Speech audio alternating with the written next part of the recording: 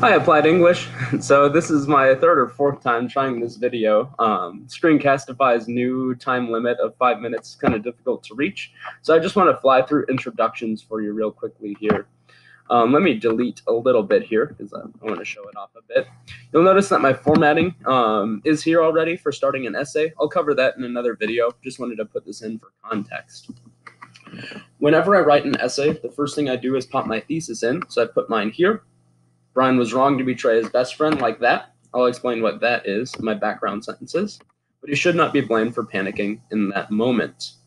You'll notice in your outline that an introduction begins with your attention getter. So I'm going to need some kind of strategy that ties in one of these ideas or multiple ideas, but also gets my reader's attention.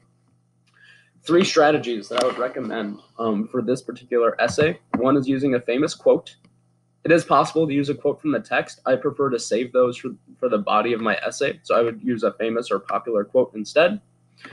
Another strategy is the anecdote, setting the scene, telling a short story. I've actually integrated some questions into this one.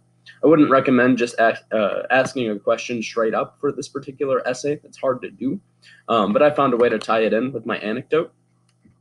A third strategy is to use an interesting fact, a statistic, a dictionary definition like I've used, just something interesting about your topic that will draw your reader in.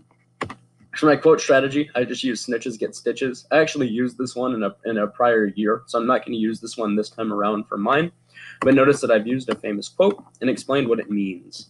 In my background, I'll tie it in with the text specifically, but notice how this gets people's attention, especially using a slangy kind of quote like snitches get stitches. For the anecdote, I like starting with the word imagine. Wanted to draw my reader into this story, and I'd use the same scenario that happens in That Was Then, This Is Now. Imagine finding something dangerous, like drugs or a weapon, in your best friend's bag. And then I integrated some questions that might work. I'm going to use my dictionary definition this time around because I really want to dive deep into this issue of panic in the text. So I'm going to copy paste this one in. Notice that for my definition, I got this from Macmillan Online Dictionary, so I cited it too. I'm going to paste this in real quick. And tab is indent, 2 spaces between sentences. So I have one definition of panic is to have a strong feeling of fear or worry and be able to think clearly. Brian was wrong to betray his best friend like that, but he should not be blamed for panicking in that moment.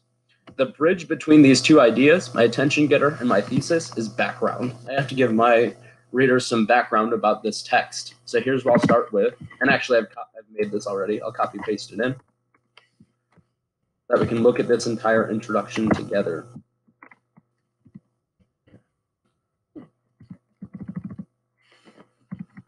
There it is. And my indent went away.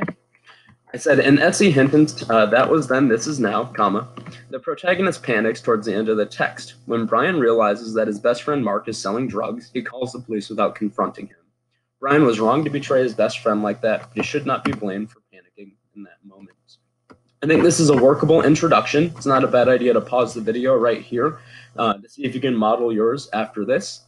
But notice that it's short and sweet and to the point, and it sets up my 2 body paragraphs to come. I'll read it out loud just to give you a feel for how this introduction works. One definition of panic is to have a strong feeling of fear or worry and be unable to think clearly, Macmillan Dictionary.